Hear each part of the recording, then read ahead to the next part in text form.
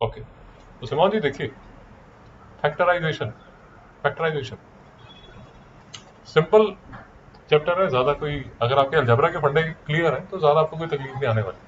अब फैक्टराइजेशन में कुछ 4 मेथड्स हैं जो हमने करना है। पहला मेथड डिटेल में करेंगे, आप चिंता मत कीजिए। पहला जो मेथड आपको दिख रहा है वो है taking out the common factors.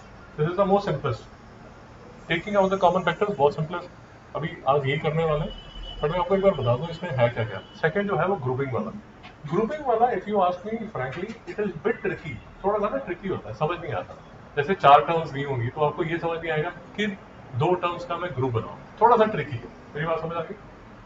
अच्छा, इसके बाद टाइप 3 आता है splitting the middle term. Splitting the middle term ये शुरू शुरू में आपको थोड़ा सा मुश्किल लगेगा, बट इसमें काफी ट्रिक्स लग जाते हैं, तो इसलिए ये टॉपिक बहुत आसान है। आप जब शुरू शुरू में इसको सुनेंगे ना तो पहले आधा घंटा थोड़ा सा कंफ्यूजिंग लगेगा, उसके बाद ये आसान हो जाता है, बहुत आसान टॉपिक। ठीक है, तो ये हो गया टाइप 3। उसके बाद टाइप 4 जो है वो बेसिकली यूजिंग द आइडेंटिटीज है। 2 तरह की आइडेंटिटीज यूज होंगी क्लास 9 लेवल पे।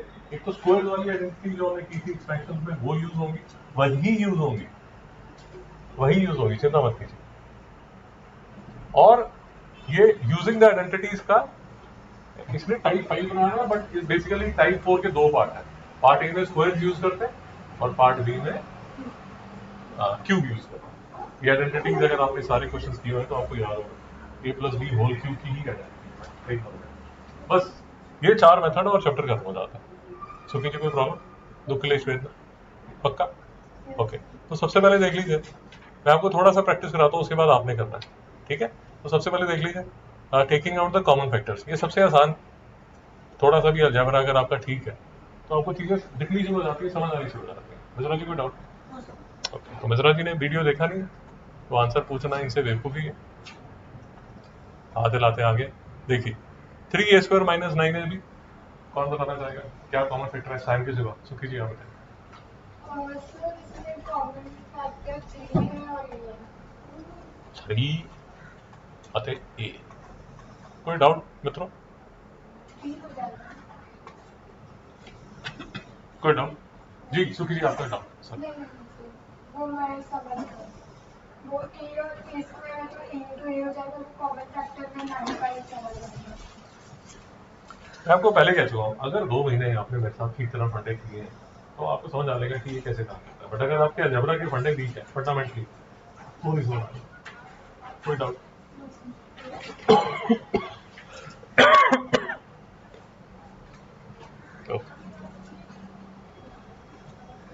सेकंड देख लीजिए, क्या कॉमन लेना चाहते हैं?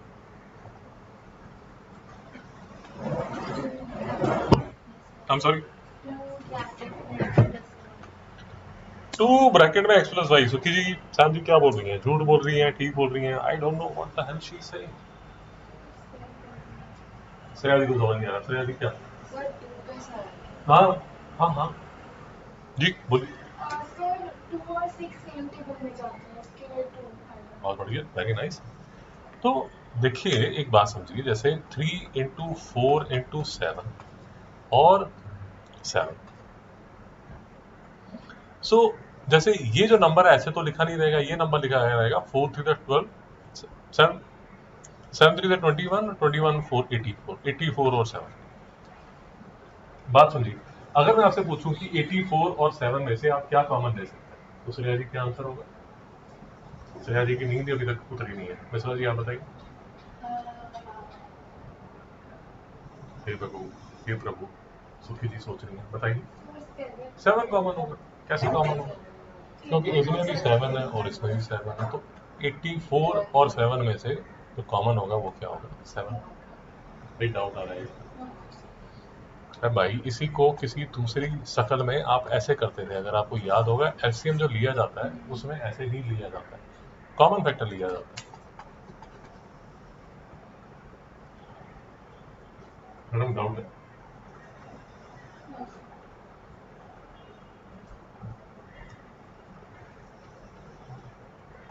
ओके, अब देखिए 2 और 6 है, तो ये समझ आया कि नहीं आया कि इसमें कॉमन जो है वो 2 होगा? ये समझ आ गया।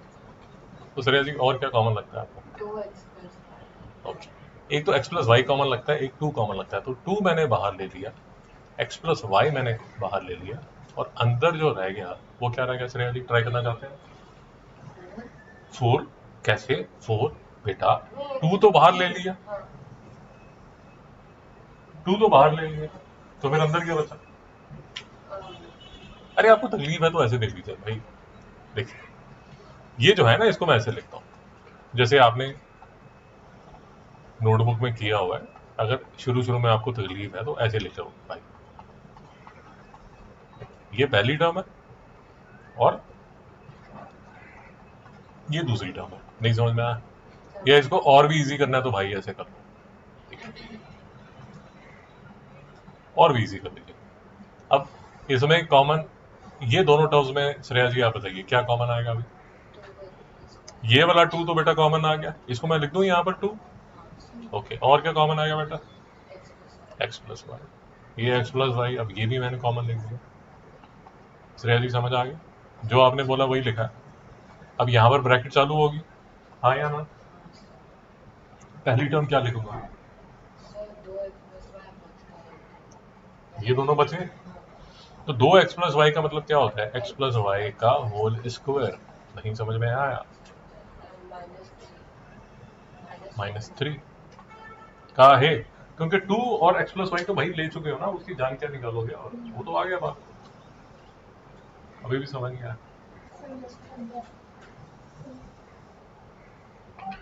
अब इसमें जो कंफ्यूजिंग हो जाता है वो क्या हो जाता है, वो भी जरा आराम से समझ लीजिए।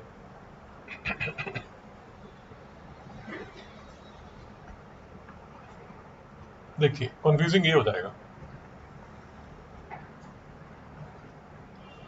ध्यान से समझ लीजिए, ये कंफ्यूजिंग हो जाएगा श्रेया जी आपके लिए। श्रेया जी कॉमन क्या लूंगा?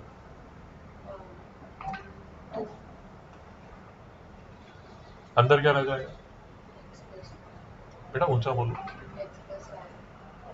थोड़ा और ऊंचा बोलो। x plus y. क्यों x प्लस वाई? 2 तो बाहर आ गया, 2 तो बाहर आ गया, तो अंदर क्या रह गया? बेटा जी x प्लस वाई का क्यूब है ना, तो क्या उसके आपने मतलब सर उड़ाई दिया, तो अंदर क्या रह जाएगा? सुखी जी बोलिए। मिश्रा जी आपका डाउट क्या? सर मुझे ऐसा लग रहा है x प्लस वाई जो है तो वो क्या होता है, x plus y into x plus y, तो वो पेयर बन के वो बाहर नहीं आएगा? अरे मैडम जो बाहर आएगा उसका मतलब ये होता है कि इसमें ये पहली टर्म है और ये दूसरी टर्म है। ओके, मैं आपका डाउट समझ गया। देखिए थोड़ा मेरी बात समझने की कोशिश कीजिए, अब आराम से मेरी बात सुनिए, आराम से मेरी बात सुनिए। ये जो है ये पहली टर्म है और ये जो है ये दूसरी टर्म है। अभी भी समझ गया? अभी भी समझ गया? 2 इंटू एक्स प्लस वाई का होल क्यूब, सारा जो वो जो भाई ऐसे टिफिन देखे, 3 फ्लोर वाले टिफिन देखे होंगे शायद आपने, एक फ्लोर ये, दूसरा फ्लोर ये, तीसरा फ्लोर ये, और यहाँ पर ऐसे मतलब हैंडल लगा हो, ये देखा नहीं देखा? आई एम सॉरी जी, सर्कुलर सिलेंड्रिकल, ये टिफिन देखा नहीं देखा? वो अलग अलग डब्बे तो नहीं जाते ऑफिस में, सारा इकट्ठा ही जाता है ना। नहीं समझ में आया? अरे भाई समझ नहीं आता? अरे माता जी ट्रेवल कर रहे हैं, पिताजी को ऑफिस में टिफिन भेज रहे हैं मैडम ने, दुकान पे, शॉप पे, कंपनी में। नहीं समझ में आया? तो हेड ऑफिस से श्रेया जी को फोन आया कि श्रेया जी पिताजी टिफिन मांग रहे हैं। तो श्रेया जी ने क्या किया, एक टिफिन निकाल के, एक डब्बा निकाल के भेज दिया। नहीं समझ में आया? तो ये जो पूरा टिफिन है ये इकट्ठा जाता है। नहीं समझ में आया? एक में चावल होंगे, एक में दाल होगी, एक में स्वीट डिश होगी। नहीं समझ में आया? एक में स्वीट डिश होगी, ये टिफिन इकट्ठा जाता है। अब ये जो टिफिन है, ये पूरा जो 3 फ्लोर है ये टिफिन है ना, तो उसी तरह ये जो पूरा है ये एक टिफिन है। भाई समझ नहीं आ रहा? आप ये मत सोचिए ये 2 टर्म्स है या 3 टर्म्स है, ना ना भाई, ये एक ही टिफिन है। नहीं समझ में आया? और वो बाजू में दूसरा टिफिन है, ये बाजू में दूसरा टेबल है। अलजेब्रा में एक बात समझिए जरा, आराम से, कोई कंफ्यूजन मत रखिए, कोई कंफ्यूजन मत रखिए।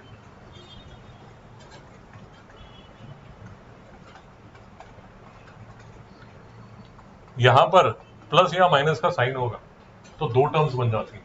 अब ये सारी की सारी, ये जो सारा का सारा, ये एक टिफिन है, ये फर्स्ट टर्म है, नहीं समझ में आया। और ये जो है ये अब सेकंड टर्म है।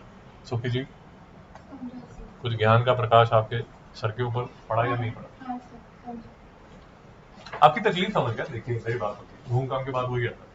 क्लास 8 में जब अलजेब्रा शुरू किया जाता है ना, तो बताया जाता है कि बेटा ये मोनोमियल है, ये बायनोमियल है, ये ट्राइनोमियल है। वहां से तो हम जा पा के सीधा आगे नहीं समझ आ रहा। ये फैक्टराइजेशन क्लास 8 में भी आएगी, उसका भी छोटा सा एक होमवर्क मिलेगा आज आपको, स्कैन मिल रहा है, सर की किताब में रोज पड़ी हुई। तो मैं आपको सिर्फ ये रेफरेंस देना चाहता हूँ कि ये क्लास 8 में आपने किया, ऐसा नहीं है कि ऐसे मुंह उठा गया आगे। बट वो जूम पे धूम मचा लेंगे तो ठीक है, कोई प्रॉब्लम नहीं। बट ये जो सारा का सारा, समाधि आपको समझ आ रहा है जो बातें चल रही है? हाँ सर। ये सारा का सारा जो पैकेट नजर आ रहा है ना, ये सारा का सारा जो पैकेट नजर आ रहा है भाई, वो आप देखते थे क्या? वो कॉफी बिल कर क्या कर रहा, आप देखते थे? हाँ, आप फिल्मी कर लिया हो, आप देखते हो, नहीं देखते थे? अरे गिफ्ट हैम्पर देखा है क्या कभी आपने? अरे दिवाली का गिफ्ट हैम्पर आता है ना, उसमें ऐसा टोकरी सी होती है और उसमें सारे होते हैं, वो पूरा मिला के एक गिफ्ट हैम्पर बनता है ना। अब सैम को बोला कि बेटा गिफ्ट हैम्पर लेके आओ, और अंकल के यहाँ, सुखी जी के यहाँ गिफ्ट हैम्पर ले आना। अब सैम जी ने क्या किया, उस गिफ्ट हैम्पर को खोल लिया, उसमें चॉकलेट सुखी को दे दी और जो बिस्किट थे वो मिश्रा जी को दे दिए, और ये कर हैप्पी दिवाली करके आप बढ़िया काम कर दिया। ऐसे नहीं करना बेटा, नहीं समझ में। वो जो गिफ्ट हैम्पर है, वो पूरा गिफ्ट हैम्पर में जितनी भी सामग्री होती है, समझ गए ना मैं कह रहा हूँ, वो सारा का सारा इट्स वन गिफ्ट हैम्पर। तो ये जो है, ये सारा का सारा, ये एक गिफ्ट हैम्पर है और ये दूसरा गिफ्ट हैम्पर है। मैं अभी भी समझ नहीं आ रहा।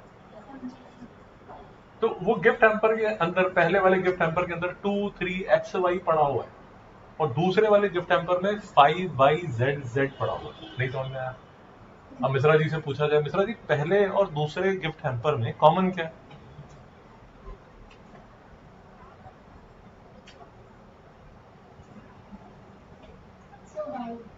वाई। तुझे गिफ्ट हैम्पर भी दिख नहीं रहा क्या? तो वो ले ले यार, दाल चावल चिकन सैलड और राजमा रोटी, और वो उसमें देख ले, वैसे तू जैसे देखना चाहता है भाई देख ले। नहीं समझ में आया? बट ये दो टिफिन है, ये दो गिफ्ट हैम्पर्स हैं, इनमें आपने कॉमन सामग्री देखनी है। नहीं समझ आ रहा? और कोई एग्जांपल चाहिए तो मैं वो भी कर देता हूँ। नहीं समझ में आ रहा?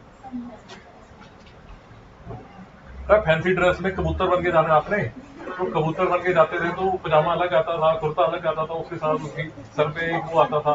नहीं समझ में आया? नहीं समझ में आया?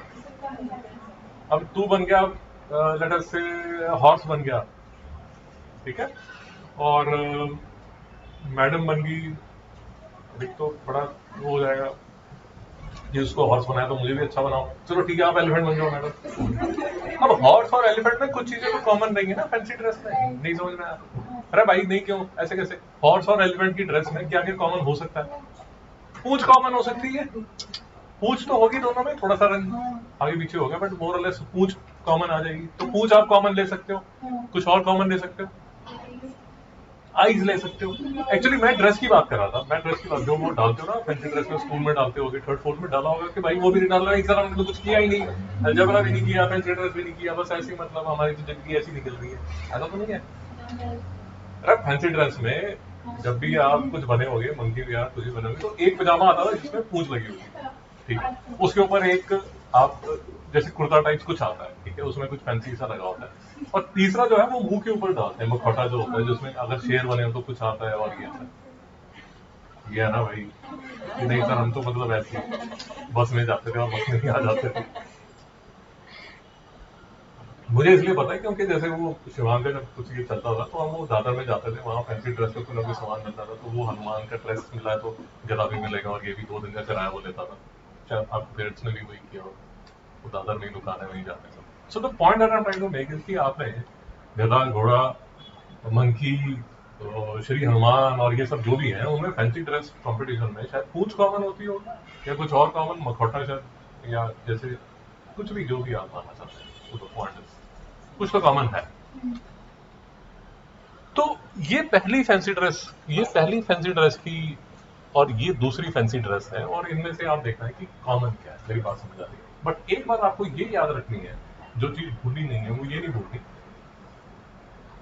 कि वो मंकी की जो ड्रेस है उसके 3 पार्ट्स हैं, एक पजामा है, एक कुर्ता है और एक मंकी का उसका कैप होगा। वो तीनों इकट्ठे ही चलते हैं, वो तीनों मिलकर मंकी ड्रेस बनती है। नहीं समझ? तो उसी तरह एक मंकी की ड्रेस है और एक एलिफेंट की ड्रेस है, बट वो 3 पार्ट जो है उस ड्रेस के, दे आर द सेम। नहीं समझ में आया? और एग्जाम्पल ले लीजिए, कोई एग्जाम्पल की कमी थोड़ी है। For example the point that I am trying to make is कि आपने जैसे ये लिया 3 into x into y into z plus 5 into x into z into k. नहीं समझ में? अब ये ऐसा नहीं लिखा रहेगा। जब आप टेक्स्ट बुक में क्वेश्चंस करेंगे तो टेक्स्ट बुक में आपको ऐसा नजर आएगा 3xyz प्लस 5xz की, ऐसे नजर। वो आपको समझना पड़ेगा कि उसके अंदर 3 into x into y into z लिखा हुआ है, और आपको ये भी समझना पड़ेगा, जो क्रिटिकल चीज है वो ये समझनी पड़ेगी कि ये जो प्लस है ये 2 टर्म्स बना, नहीं तो ये पहली टर्म है और ये दूसरी टर्म है। मित्रों समझ में आया? तो मैं आपको ये कहने की कोशिश कर रहा हूं कि अब ये जो है ना, इसको ऐसे आपने जब सोए हुए थे आप जूम पे, तो आपकी शिक्षिका ने आपको ऐसे करके बताया था, मोनोमियल, बाइनोमियल, ट्राइनोमियल, ऐसे करके बताया। नहीं समझ में आया? एक बार आपको रेफरेंस दिखाई देता हूँ। सुभाष जी पीडीएफ दिख रहा है आपको? सुभाष जी पीडीएफ दिख रहा है? हाँ। तो अगर आपको याद होगा, ऐसे कुछ क्वेश्चंस आपने किए होंगे, नहीं किए हुए तो आपको होमवर्क मिलेगा, ये आपको करके लाने। Identify monomial, binomial, trinomial from the following algebraic expression. अगर आपको चाहिए तो मैं कुछ 1-2 वीडियोस आपको भेज दूंगा जो बेसिक अलजेब्रिक एक्सप्रेशन के बारे में, आप वो भी देख सकते हैं। बट अब मिश्रा जी फिर से यहाँ पर आके ऐसे ही बैठ जाएंगे तो काम चलेगा नहीं। मेरी बात समझते हैं? मैं तो आपको भेज दूंगा, मेरे पास रिकॉर्डिंग्स है जिसमें कि बताया हुआ है कि मोनोमियल, बाइनोमियल, ट्राइनोमियल क्या होता है, कैसे कॉमन दिए जाते हैं, वो सब बहुत है, आपको मिल रहा है। बट मत तो श्रेया जी ने करनी है, नहीं देखेंगे तो मत कीजिए। बट ये आपका होमवर्क होगा, इसमें आपको मोनोमियल, बाइनोमियल, ट्राइनोमियल आइडेंटिफाई करना होगा। जैसे ये write the numerical as well as little coefficient of each of the following monomials in -2/3 p cube q square r5 write down the coefficient of ये ऐसे क्वेश्चंस आपको कराए गए। बट नहीं भी आते हैं तो कोई दिक्कत नहीं है, 1-2 लेक्चर्स मिलेंगे, आज ही मैं आपको पोस्ट कर दूंगा, वो तब देखिए। मेरी बात समझ आ रही है? But the moral of the story is, अब ये क्लास 8th का पाप तो धीरे धीरे साफ होगा, but the point that I am trying to make is कि जैसे आप ये देखेंगे ना, ये तो m cube minus 2n square plus 5m minus 2/3। अब मैं आपको ये बताने की कोशिश कर रहा हूं कि ये 4 टर्म्स है। मित्रों नहीं समझ में आया? जैसे ही प्लस या माइनस बीच में आ जाता है तो वो 4 टर्म्स हो जाती है। नहीं समझ में आया सबके जी? डाउट है? दुख भेज लेना, नहीं पक्का? तो ये 4 टर्म्स वाला है, समझ आया? जैसे ये है, इसमें 3 टर्म्स है। नहीं समझ में आया? उसी तरह अगर तू ये देखेगा, इसमें 2 टर्म्स है। नहीं समझ में आया? मिश्रा जी को डाउट? मिश्रा जी इसमें 2 टर्म्स है।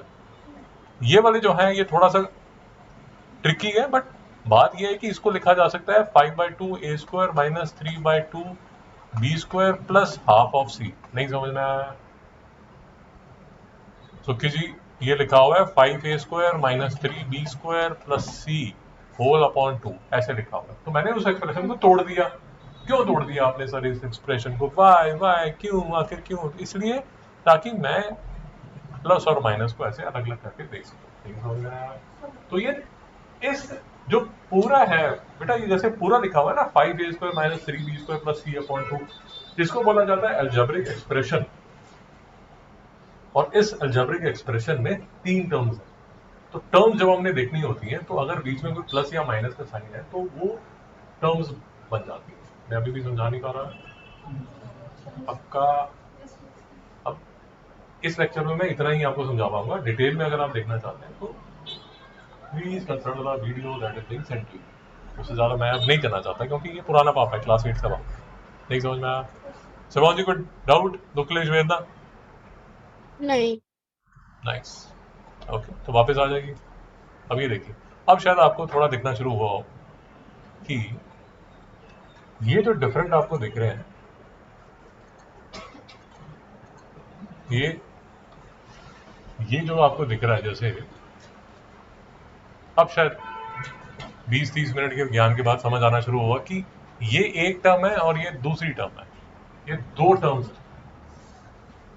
नहीं समझ में आया। तो पहली फैंसी ड्रेस और दूसरी फैंसी ड्रेस, सुखी जी, पहली फैंसी ड्रेस और दूसरी फैंसी ड्रेस में बेटा कॉमन क्या है? ये तो क्वेश्चन का नंबर है। शाबाश, बोलिए। Very nice. 2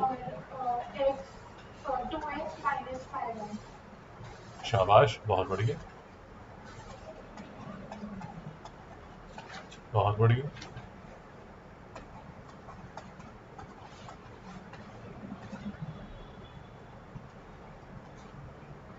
ठीक सर है, मुझे पहले की स्क्रीन दिख रही है।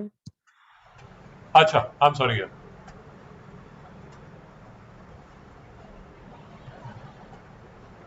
ओके, अब दिख रहा है आपको? हाँ दिख रहा है। हाँ, मैं उसको चेंज ही नहीं किया। तो देखिए, हम ये बात कर रहे हैं कि ये वाला क्वेश्चन कर रहे हैं, तो ये दो टर्म्स हैं। तो पहली टर्म है, सबसे पहले तो जो कांस्टेंट है, कांस्टेंट मतलब जो 2 और 6, इनको कांस्टेंट बोला जाता है। जो नंबर्स हैं उनको अलजेब्रा में कांस्टेंट बोला जाता है। तो पहले तो आपको इनको इनमें से देखना पड़ेगा कि कॉमन क्या है। तो 2 और 6 में डिस्कशन हो चुकी है, जो कॉमन नजर आएगा वो 2 नजर आएगा। समाजी को डाउट? नहीं। समाजी को डाउट? शाबाश। फिर 2x माइनस 5y और 2x माइनस 5y कॉमन आ जाएगा। फिर यदि कोई doubt? 2x minus 5y common आ गया। नहीं समझ में आया मित्रों? यहाँ तक साथ की। इसके सिवा कुछ और कॉमन है क्या दो टर्म्स में?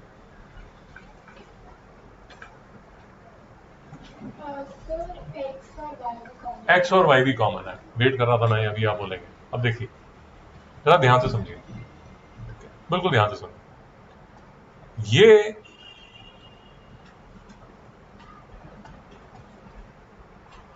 ये 2x माइनस 5y इकट्ठा लिखा हो, 2x माइनस 5y इकट्ठा लिखा हो। आप जो कॉमन ले सकते हैं, मेरी बात सारा समझने की कोशिश कीजिए। सो फॉर एग्जांपल, मेरे पास 21 है और मेरे पास 28 है। ये दो टर्म्स है मेरे पास, ठीक है? अगर आप मेरी बात समझ रहे हैं, क्या ये वाला 2 हम कॉमन ले सकते हैं? भाई ये क्या बात होगी? ये बात तो ठीक नहीं है। अगर आप कॉमन ले सकते हो तो 7 ले सकते हो ना। नहीं समझ में आया? तो यहाँ 3 रहेगा और यहाँ 4 रहेगा। मेरी बात नहीं समझ रहे? जैसे ये 21 आपको नजर आ रहा है और 28 नजर आ रहा है, वैसे ही ये आपको, ये x है, ये y है, ये x है, ये y है। नहीं समझ रहा? अभी भी समझ नहीं आया? तो इनको कॉमन नहीं लेना। अभी भी कोई दुखलेश है ना? फिर से इस क्वेश्चन को देखिए। तो 2 कॉमन ले सकते हैं, 2x माइनस 5y कॉमन ले सकते हैं। नहीं समझ में आया? अब आई होप हमें ये क्लियर हो गया हो कि भाई ये जो एक्स वाई है ये तो इसके साथ ही रहेगा, ये जो एक्स वाई है ये तो इसके साथ ही रहेगा, इसको नहीं कॉमन लेना। नहीं समझ में आया? इट इज लाइक सेइंग कि 37 और 35 में कॉमन 3 है। ये बात समझ में आई? दिमाग है, कुछ भी सोच सकता है। You can't stop me. नहीं समझ में आया?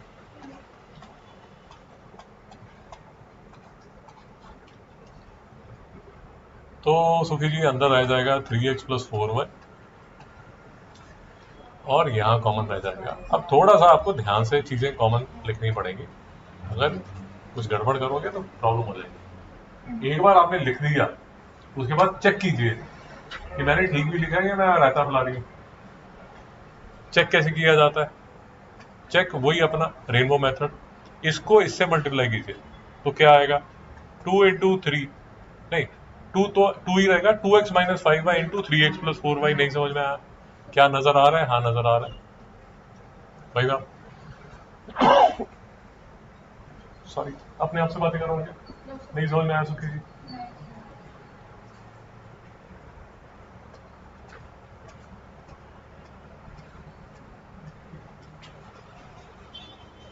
आपने ये लिख दिया, आप चेक करना चाहते हैं कि मैं ठीक भी कर रही हूँ या नहीं कर रही, तो मैं आपको सिर्फ ये बताने की कोशिश कर रहा हूँ कि चेक करना हो कि क्या मैं ठीक कर रही हूँ या मैथ्स की सारे रूल्स तोड़ते जा रही हूँ। तो मैं आपको ये कह रहा हूँ कि अब ये जो बाहर है, अगर आपने ब्रैकेट खोलनी हो तो ये जो बाहर है ये सारा का सारा इससे मल्टीप्लाई होगा 3x प्लस 4y से। मेरी बात समझ आई? जब ये मल्टीप्लाई होगा तो क्या ये पहली टर्म बन जाएगी?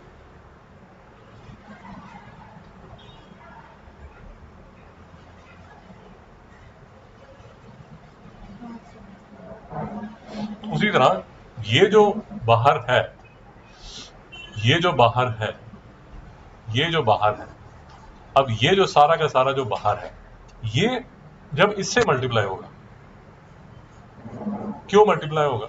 रेनू मेथड से मल्टीप्लाई होगा ना। जब ये इसके साथ मल्टीप्लाई होगा तो क्या ये टर्म बन जाती है सुखी जी? तो आपने जो एक्सपेंशन किया वो बिल्कुल ठीक किया। कोई डाउट? लुक प्लीज वेदा, पक्का? अब थोड़ी सी हिम्मत और कीजिए। मिश्रा जी सोच रहे हैं अध्यापक जान ले लेगा मेरी, मतलब इतनी पढ़ाई तो मैंने 10 साल में की जितनी ये 2 महीने में करा रहा मेरे से। देखिए, थोड़ी हिम्मत और करनी पड़ेगी। क्यों करनी पड़ेगी? क्योंकि ये 2 कॉमन ले लिया, 2x माइनस 5y कॉमन ले लिया, ब्रैकेट स्टार्ट होगी। ये बड़ी ब्रैकेट बोलते हैं, नहीं समझ रहा? स्क्वायर ब्रैकेट, नहीं समझ रहा? Square bracket, square bracket, curly bracket, सबसे छोटी वाली का नाम आते हैं या तो ये सबसे छोटी ब्रैकेट है, ये उसके दूसरी ब्रैकेट है और ये तीसरी ब्रैकेट। वही समझ में आया? तो थर्ड या फोर्थ क्लास में आपको कराया था कि जो ऑर्डर है ये सबसे बड़ी ब्रैकेट मानी जाती है, ये उससे छोटी मानी जाती है और ये सबसे छोटी मानी जाती है। इंटीजर्स के चैप्टर में फोर्थ या फिफ्थ में कराया, सिक्स्थ में कराया मुझे याद। अब नहीं कराया तो सिक्स तक तो जाओगे नहीं भाई, पता चला धीरे धीरे फर्स्ट और सेकंड क्लास में पहुंच गए। याद हो गया? डाउट? ओके, अब देखिए, थोड़ी हिम्मत बना के रखिए। ये 3x प्लस 4y है, ये 3x प्लस 4y है, ये माइनस 3x है और ये प्लस 3y है। मेरी बात नहीं समझ आ रही? अंदर वाली ब्रैकेट खोलनी पड़ेगी काहे? क्योंकि वो सॉल्व हो सकता है। नहीं समझ में आ रहा है? अलजेब्रा डिफिकल्ट है मैडम, आ जाए। आपके पास तो चॉइस भी थी, फिर भी आपने मैथ्स के पीछे आ गए। यहाँ तो कोई डाउट? उसके बाद क्या रखेंगे? Twice of 2x minus 5y और ये होगा 3x माइनस 3x कैंसिल हो गया, 4y प्लस 3y क्या हो जाएगा? नहीं समझ रहा?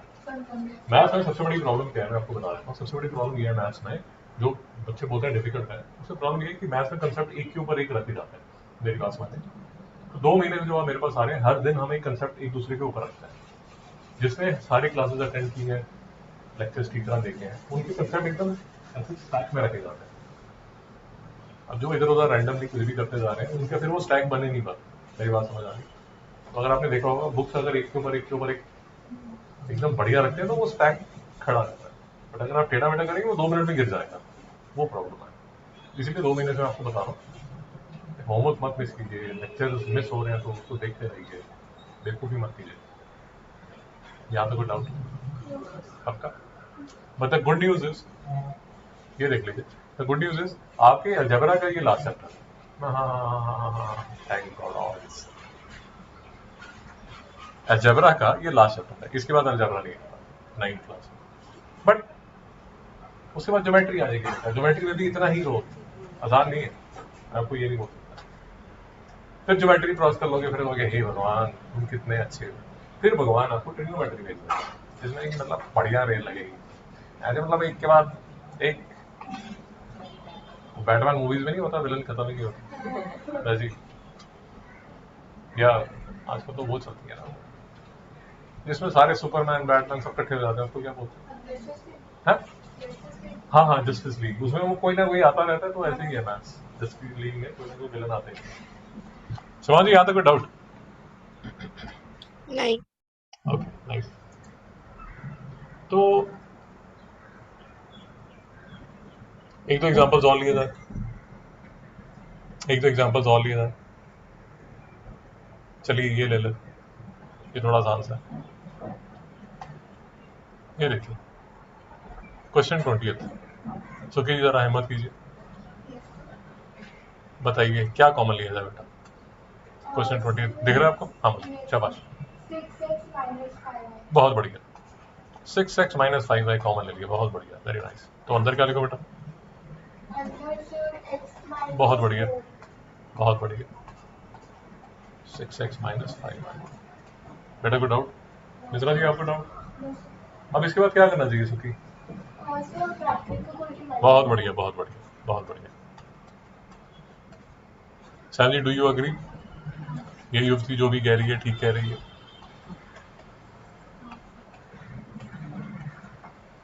मिश्रा जी कोई doubt?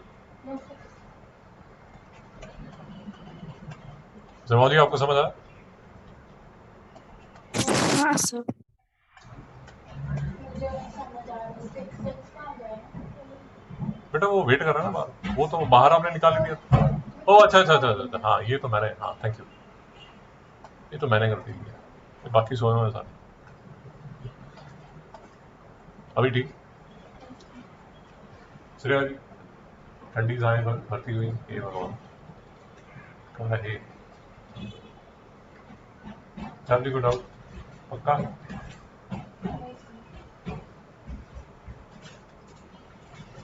Okay.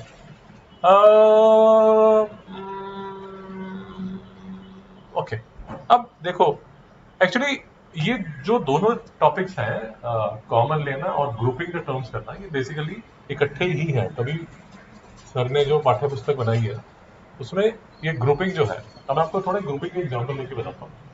Grouping, an expression of an even number of terms में भी रिजॉल्व इनटू फॉर्म, कुछ ऐसे इंग्लिश में लिखा हुआ है, हमें पता नहीं क्या लिखा हुआ है, गोली मारो। बट ये काम कैसे करता है ये देख लीजिए, हाउ डज इट वर्क। और तभी मैं बता रहा हूँ कि ये जो ग्रुपिंग है वो थोड़ा ट्रिकी है, तो पेशेंटली काम कीजिए। अगर आप इम्पेशेंट हो जाएंगे, नहीं नहीं मुझे तो 2 लेक्चर में आना चाहिए, 2 लेक्चर में नहीं आता, will have to do lot of practice questions. समझ आया? अब देखिए, क्योंकि मुझे प्रैक्टिस है तो मुझे दिख रहा है, जैसे क्वेश्चन 14th में इसको थोड़ा सा सेट करना पड़ेगा। कैसे करना पड़ेगा? a minus 4 minus a minus 4, मेरी बात नहीं समझ आई? माइनस के प्लस प्लस होगा a प्लस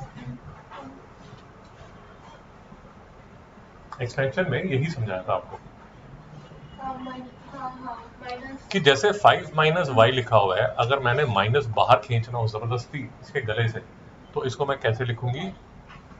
अगर आपको याद होगा, ये -5 प्लस वाई करके लिखना पड़ेगा आपको। नहीं समझ आया? यही बात हुई थी इस टाइम। और मैं आपको ये बता रहा था कि अगर आपको अभी तक का लेक्चर समझ आ गया, आज तक के 2 महीने के लेक्चर समझ आ गए, तो फिर भी प्रॉब्लम नहीं आनी चाहिए। And this can also be written as minus y minus 5। नहीं समझ आया? पक्का? कोई दुख क्लेश भेजना? अब हे सुखी, इसमें से क्या कॉमन लिया जा सकता है? ए और -4 नहीं बेटा, a -4, ए और -4 नहीं है, वो मंकी की ड्रेस है, तीनों इकट्ठे चलते हैं वो पीस। ए और -4 नहीं है कि भैया पजामा मंकी का दे दो, सर हाथी का चलेगा, इसे नहीं बोल। मैडम डाउट है आपका? तो अंदर क्या लिखा जाएगा, यहाँ पर क्या लिखा? जी हाँ हाँ बिल्कुल ठीक कह रहे हैं, हाँ शाबाश, बहुत बढ़िया, बहुत बढ़िया, वेरी नाइस। श्रेया जी का डाउट है, ये समझ नहीं आ रहा क्या हो। हाँ पता नहीं, सारे डाउट वैसे दिखने चमकते नजर आने शुरू हो जाते हैं कि ये छात्र को ये डाउट होगा।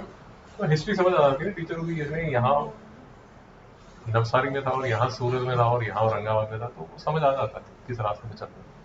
अब जरा समझने की कोशिश कीजिए, आपके पास 7 है और आपके पास 25 है, श्रेया जी में कॉमन क्या है? मिश्रा जी बहुत बढ़िया, वेरी नाइस, मजा आ गया, बहुत बढ़िया। 7 can be written as 7 into 1, 25 can be written as 25 into 1, very nice, बहुत बढ़िया। तो जो कॉमन है वो क्या है? 1। नहीं समझ में आया? तो अगर ऐसा एक एक्सप्रेशन लिखा हुआ है x square plus Z square, अगर मैं आपसे पूछूं कि इसमें कॉमन क्या है दोनों टर्म्स में, तो कॉमन क्या है? अरे स्क्वायर नहीं, कॉमन 1। नहीं समझ में आया? नहीं समझ में आया? दुख लीजिए इनमें। अब ये देख लीजिए, अब ये देख लीजिए,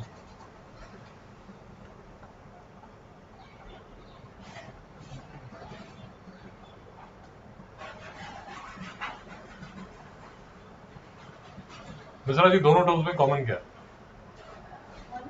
1, very nice, 2, 3, 4, 5, 6, very nice, x.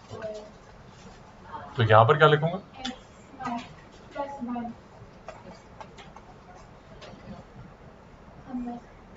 Sir जी को डाउट, शिवान जी को डाउट?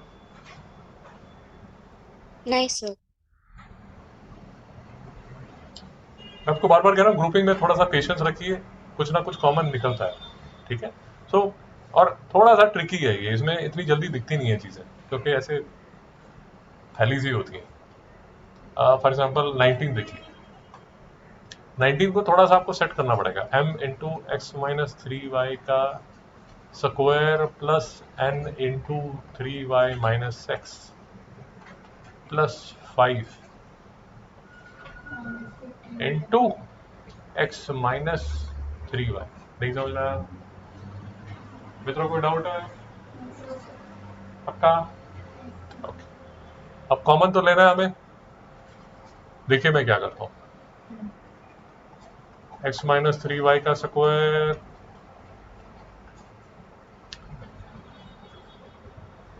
ये जो टर्म है इसको देखिए मैं कैसे लिखता हूँ, और डाउट है तो प्लीज पूछिए।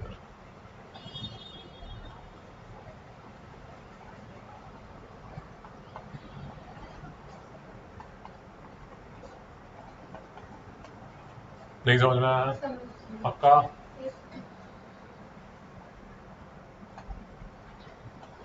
कॉमन क्या आएगा मिश्रा जी तीनों टर्म्स में? मिश्रा जी बहुत बढ़िया, बहुत बढ़िया, very nice. X minus 3y, x minus 3y, x minus 3y। कोई दुखलेश वेदना? मैडम आपका कोई doubt?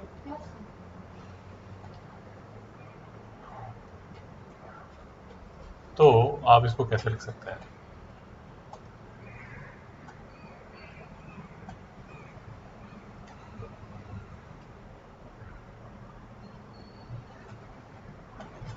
X minus 3y m x minus 3y minus n plus 5। नहीं समझ में आया मित्रों? पहली जो टर्म है उसमें आपने एक्स माइनस 3y कॉमन निकाल लिया, पहली टर्म में से एक्स माइनस 3y आपने कॉमन निकाल दिया, तो पहली टर्म में बचा क्या? m into x minus 3y। दूसरी टर्म से आपने कॉमन क्या निकाला? एक्स माइनस 3y तो कॉमन निकाल दिया, तो बचा क्या? n, basically minus n। तीसरी टर्म में एक्स माइनस 3y कॉमन निकाल गया, तो बचा क्या? 5। नहीं समझ में आया? भाई टेढ़े समझे, आसान नहीं है। मैं आपको कभी ये नहीं बोलूंगा अरे मूर्ख ये भी समझ नहीं आ रहा, क्योंकि टेढ़े है, मैं समझता हूँ आपका दर्द समझता हूँ, बट आपको जो दवा दी जा रही है, अब अगर आप वही नहीं खाओगे और हर बार आके बोलोगे सर दर्द हो रहा है, मेरा पैर बड़ा दर्द हो रहा है, जो मेडिसिन आपको दी है वो आपने खाई नहीं, तो भाई डॉक्टर क्या कर लेगा? जान थोड़ी दे देगा आपके लिए। नहीं समझ में आया सुखी जी? डॉक्टर जो मेडिसिन दे रहा है उसका आपको बता रहा है कि मैडम हेल्दी लाइफस्टाइल रखिए, एक्सरसाइज कीजिए, मोबाइल ज़्यादा मत देखिए, कोक ज़्यादा मत पीजिए, मीठा मत खाइए, तो वो तो डॉक्टर आपको हर बता रहा है ना, हर कोई बताता है चीनी ज़्यादा मत खाइए, बट आप घुसे जा रहे हो चीनी के अंदर, मतलब नहा रहे हो चीनी के साथ, और फिर बोल रहे हो डॉक्टर साहब मैं बड़ी परेशान हूँ। डॉक्टर क्या कर लेगा? हंस देगा और क्या? नहीं समझा? अब मेरी माता जी हैं, उनको स्ट्रिक्टली बोला हुआ है कि आपने अपना जो वेट है उस पर कंट्रोल रखना है। अब मैडम माता जी के घर पे जाओ तो फ्रिज में लिम्का, कोक, प्रणाम, ढिमकाना, पता नहीं क्या क्या पड़ा रहता है, टॉफीज, मिठाइयाँ, और पूछा जाता है कि किस लिए, वो मैं खाने के बाद थोड़ा सा खाती हूँ। थोड़ा सा खाते ही नहीं हो, 2 फ्रिज है, 2 फ्रिज, बाई गॉड 2 फ्रिज है। एक में सिर्फ मिठाइयाँ, कोक और जंक है, पूरे एक फ्रिज में, जैसे अमेरिकन मूवीज में दिखाते हैं ना, वैसे ऐसा लगता है किसी मॉल के अंदर आ गए।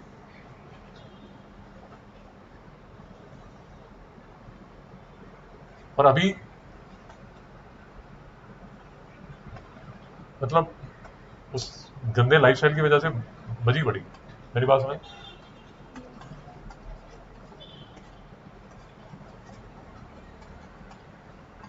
और एक बात याद रखिए,